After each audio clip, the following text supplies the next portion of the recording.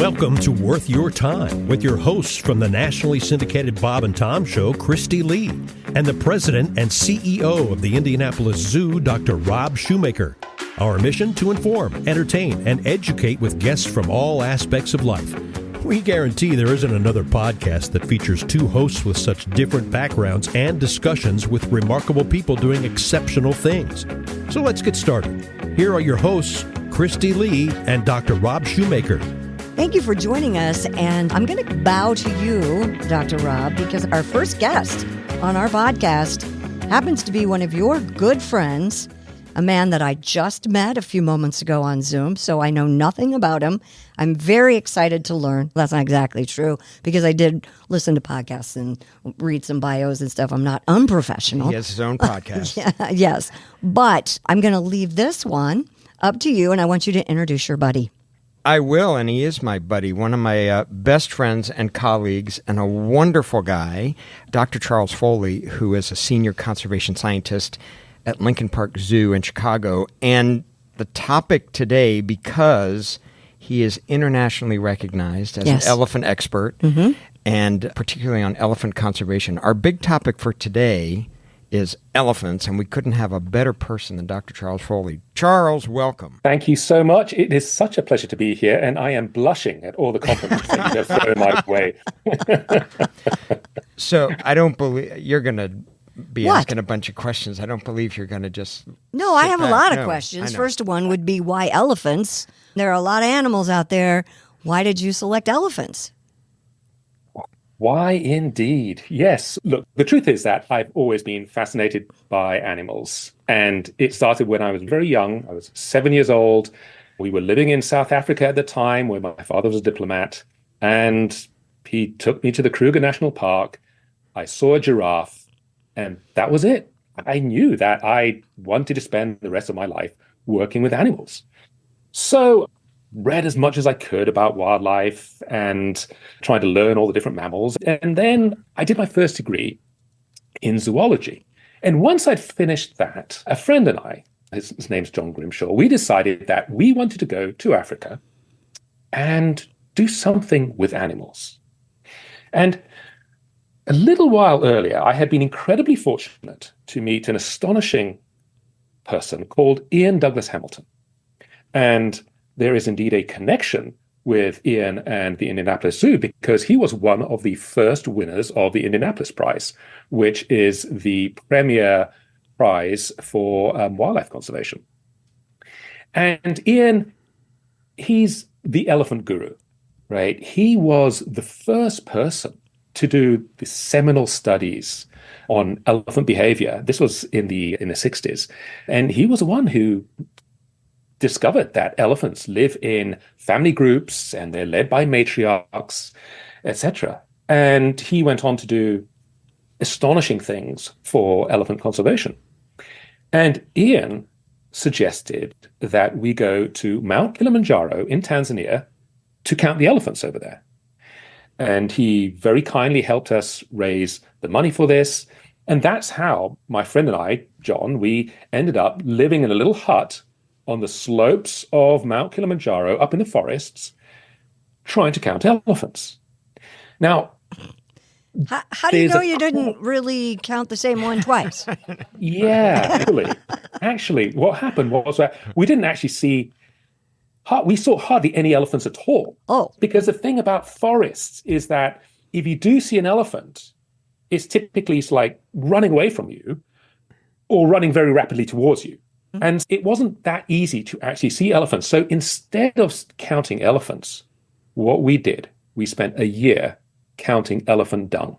Oh. And so basically, if you know roughly how much dung there is in an area, the input rate, the output rate, you can pretty much figure out how many elephants are there. But the thing is, you can't walk on trails because elephants walk on trails. So it's likely to be more dung on trails, which will bias your results. So what we ended up doing was we'd start at the bottom of the forest and we'd cut in a straight line all the way to the top of the forest, 2 or 3 days, looking for elephant dung, walk back down and repeat the process.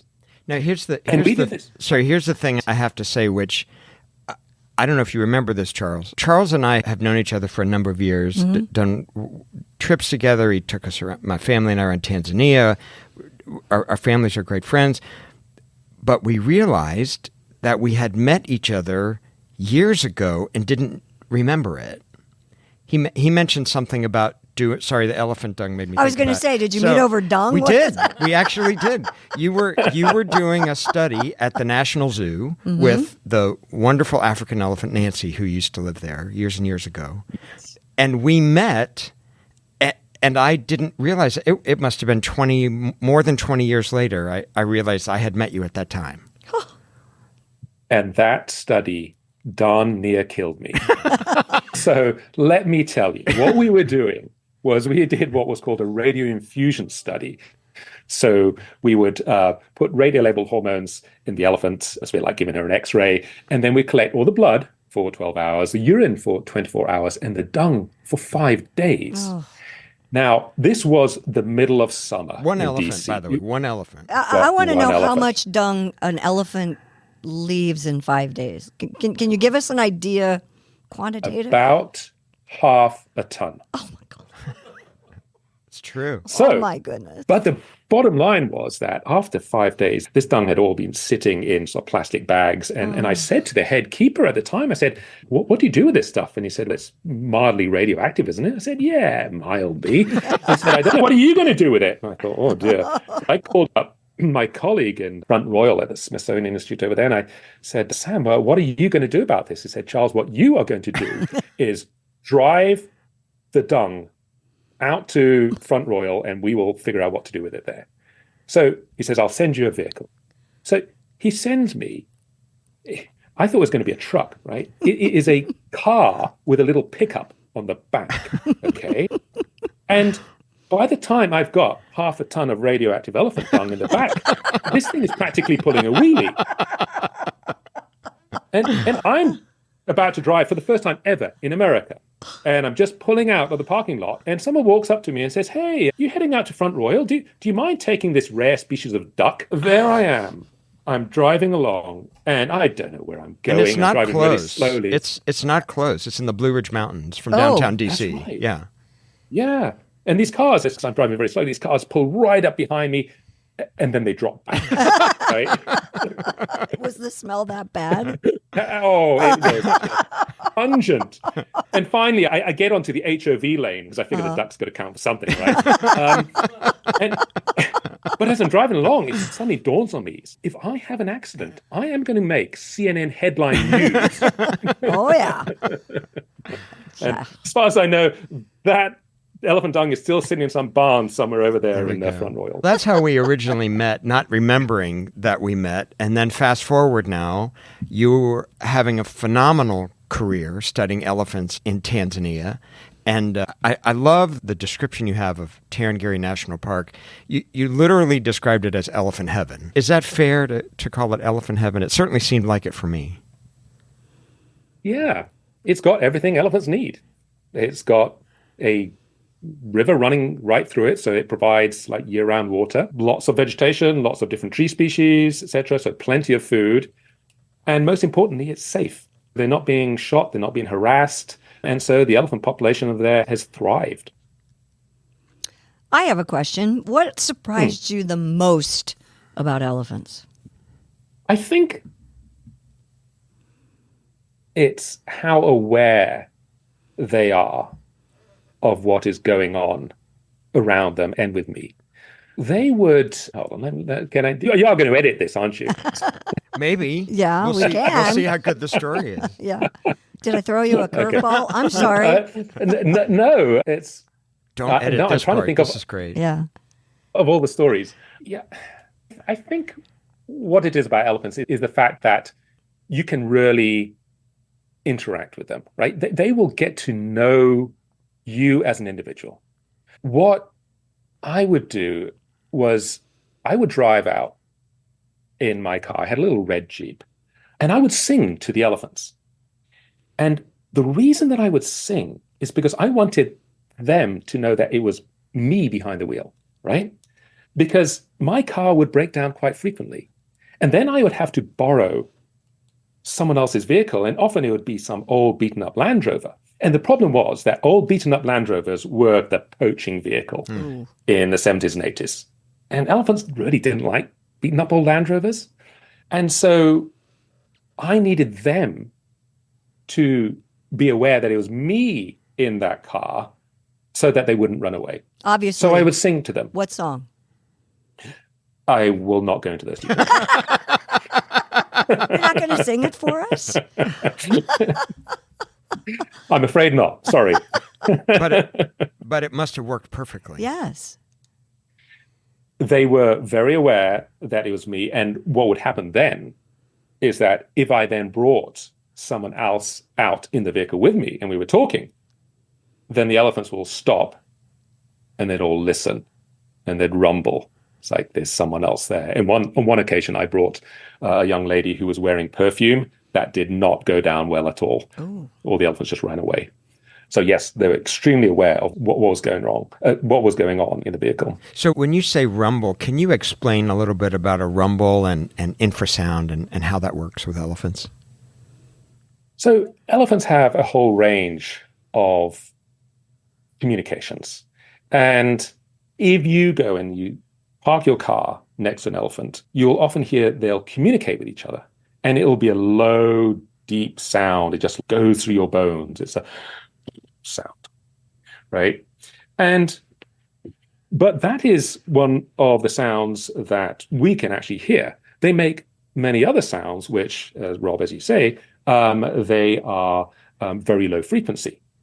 And so elephants can be communicating, but you don't actually notice it. And the way that you can tell is if you drive up to a group of elephants and let's say they get a little alarmed, they will start moving, and then you stop the car. One of the elephants, normally the matriarch, will communicate with the others, and she'll say, "Stop and listen." And they'll all stop in mid-flight, right? So like leg up in the air, ear out, whatever. They all freeze for 2 or 3 seconds, and then she communicates again with them with this infrasonic rumble saying, "Okay, it's all right, let's go." And they start moving again. And that is one of the few times you can actually tell they're communicating with each other, unless, of course, you have recording equipment. But on other occasions, for instance, I've been in an aeroplane and I've seen one group of elephants on one side of a hill. There's another group of elephants maybe a mile away on the other side. They can't see each other. The group on the left starts running, and then a few seconds later, the group on the right starts running. They've clearly heard an alarm call from the first group, and they're running as well. So like a mile away. Unbelievable. Wow, that is unbelievable. And I'll tell you the thing that is amazing to me, being so fortunate to be really close to elephants in zoos, as Charles mentioned, you can feel it pass right through your body. When they use one of those, I mean, you can literally feel it hit the front of your body and go through and exit your body. Wow. It's incredible. It's incredible. And in fact, the people who first recognized that elephants used infrasound were whale researchers. And they were familiar with infrasonic communication in whales. And therefore, when they went into an elephant enclosure and felt that air vibrating, they knew right away what it was. Is that a common thing for other mammals? Not very common, but increasingly we are finding that a number of animals seem to respond to ultrasonic communication. Mm-hmm. And I believe I read recently that a giraffe might actually be able to respond to ultrasonic communication, and potentially rhino as well. So yeah, but it's fairly rare. Yeah, remarkable. It's amazing to me that the things that you point out are incredibly interesting, captivating about elephants. But it seems like for the average person, they're captivated by a whole variety of other things about elephants. Is that your sense? Or what do you think captivates anybody who's interested in elephants? Actually, this is a sort of discussion that my colleagues and I have quite frequently, because I will bet you, if you go out into the street and you stop 10 people and you ask them, what are your top 5 favorite animals? Almost all of them will mention elephant, right? Yeah, no question. No question. Yeah. And so part of it's obviously the size, right? Elephants are big. A female can be 2.5 to 3 tons. A male can be over 5 tons and be over 10 foot at the shoulder. So obviously they're very imposing animals. But you also have this real sociality.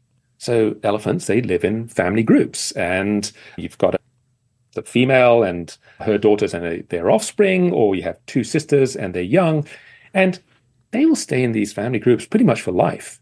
And so they develop these incredibly strong social bonds. They're very communicative. They're very gentle animals, and they're also intelligent. All of these are factors which appeal to us as humans. But if you were to really pin me against the wall and say, tell me the one factor that really stands out, I would say that it is the elephant's trunk. Yeah. And the trunk, it's a combination of an elephant's nose and its upper lip. And there's nothing else really like it in the animal kingdom. Now, this thing has thousands of muscles in it. And an elephant can do something as delicate as pick a petal off a flower with its trunk, and it can push down a tree with its trunk. So I think a combination of all those 3 features are what really make elephants so appealing to us. Speaking of the trunk and the many vehicles you've driven around in Tanzania, you mentioned an elephant's trunk being able to pick the petal off of a flower or push down a tree. How have your vehicles fared with elephant? Obviously, it's a leading question because I know, but...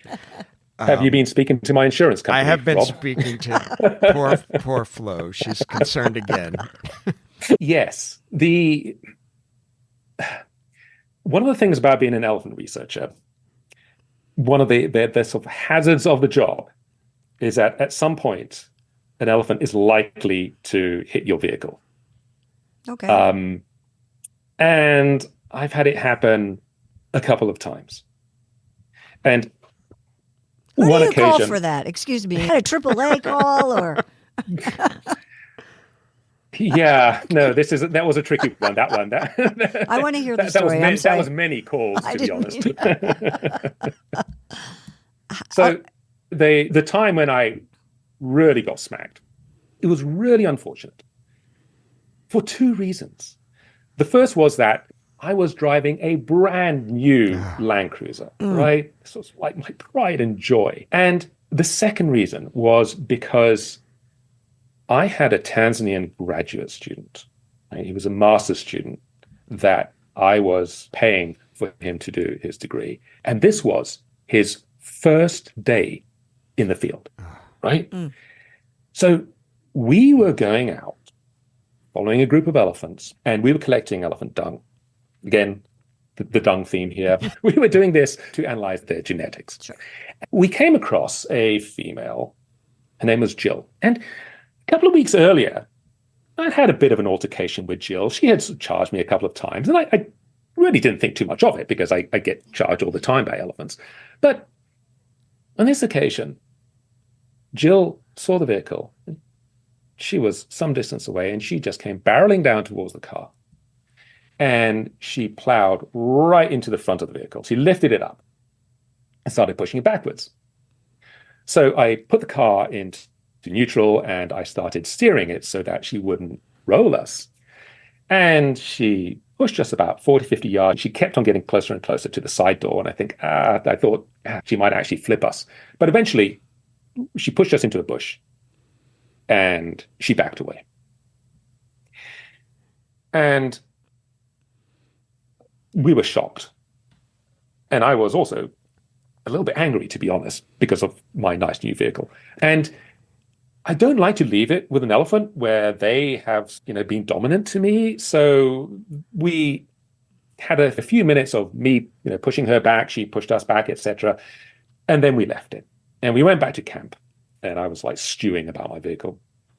And about half an hour later, one of my staff, they came and they said, Charles, you've got to come and help us because the new student, he's sitting in the car in his towel and refusing to come out. And what had happened was that poor guy, he had gone to take a shower because he was all jittery.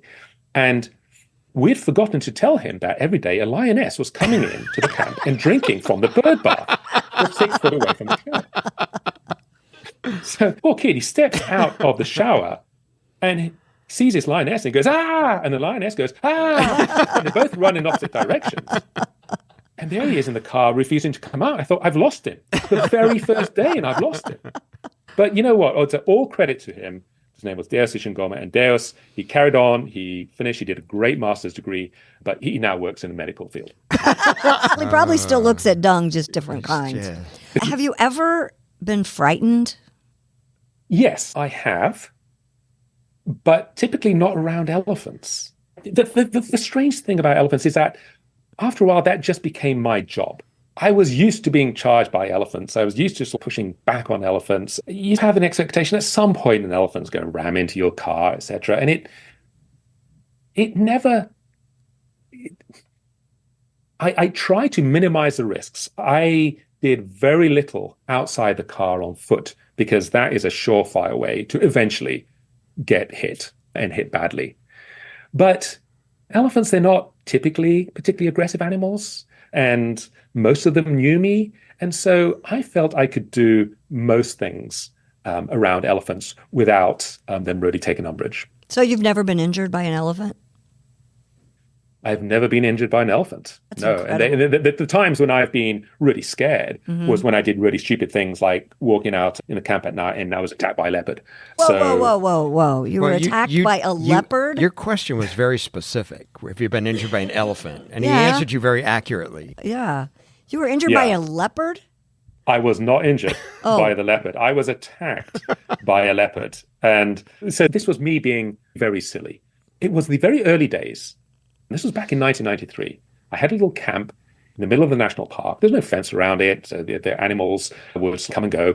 And I was working in the camp at night and I heard a strange noise. It was a yapping sound. I thought, that's really weird. Let me go and see what it is. So I went out, had a little flashlight.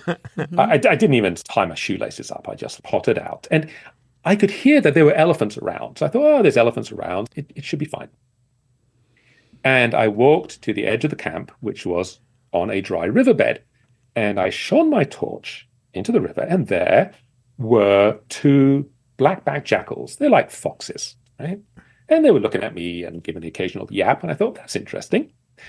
And then they looked at me and went, and turned and fled in the other direction. And I thought, that is not good. So I wheel around. And in my torchlight, I see the outline of a big cat barreling down towards me.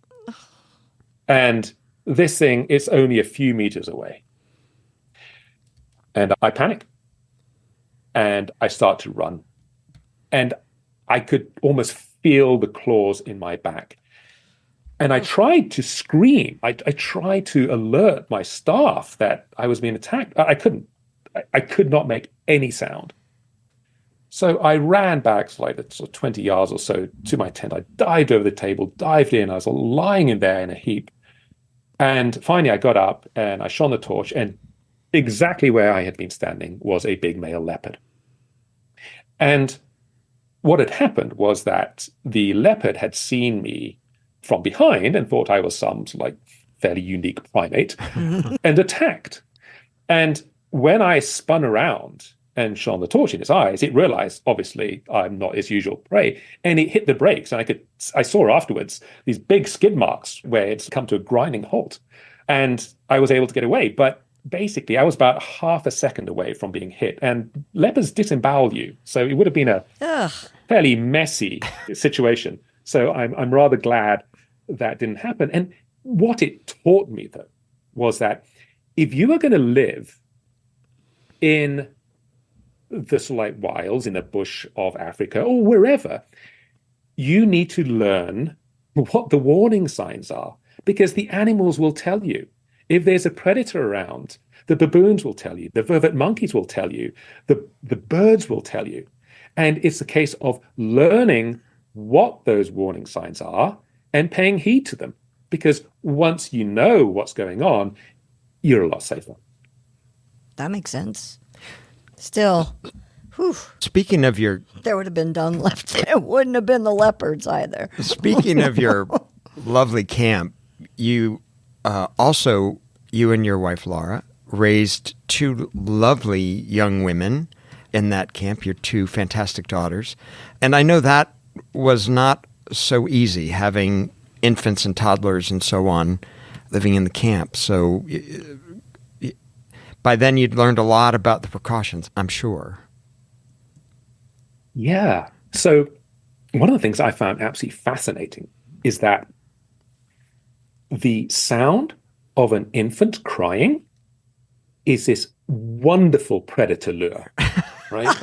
So you really just can't come up with anything better, right? So what happened with camp was we would cut the grass in camp just because we didn't want to step on snakes if we went outside at night. But the animals during the day, they would see that sort of almost as a like boundary to the camp. So during the day, they normally wouldn't come through. But at night, pretty much all hell broke loose. Like you could get like lions, you could get leopards, you could get elephants, whatever around camp. And if our daughters were crying, then right away, my wife would wake up and she would feed them, because literally the cries of a human baby, will bring in just about anything. We had some friends who were living in the same situation as us, attended camp. They woke up in the morning after their kid had been crying, and there was a python sitting outside the door waiting. So yes, we had to take various precautions with that. And the other thing that we did was, from a very early age, we taught our daughters what to do if they were chased. So for instance, if there are elephants in camp, what could they do? What could they not do, etc. And if an elephant did charge you, what should they do? These are different life lessons to, I imagine, what most parents living over here in the US would actually teach their kids. What did your daughters grow up to do? They are still in the growing up phase. And one of them is now studying international relations in Edinburgh University in Scotland. Mm-hmm. And the other one is still with us. She is a junior, and she is interested in biology. So we will see if she follows our route or not. Oh, that's interesting. And you could not find two lovelier, more wonderful young women. They're just fantastic. Oh, I believe it. They had a great dad. It's true. And they're just wonderful young women. Wow. You are too kind, too kind. They have their moments. Fair enough. Dr. Foley, this has been a wonderful conversation. And I don't know about you, Dr. Rob, but I think we should continue it on another episode. What do you think? I think round 2 should come up. I Absolutely. think so as well. We're going to talk about mammal watching on our next program with Dr. Charles Foley, and we hope you will join us. Mammalwatching.com is Dr. Foley's website, and it's been such a pleasure so far talking about elephants and dung and all kinds of fun things, and I'm excited to hear round 2. You've been listening to Worth Your Time with Dr. Rob Shumaker and Kristi Lee. If you like what you hear, please give a review wherever you get your podcasts. And don't forget to tell your friends. Word of mouth is the best compliment. Thanks to our producers, Chris Spangle of Leaders and Legends, LLC. You can reach him at leadersandlegends.net. Also, thanks to Sophie Ritz. I'm Christopher Geisen. Thanks for joining us.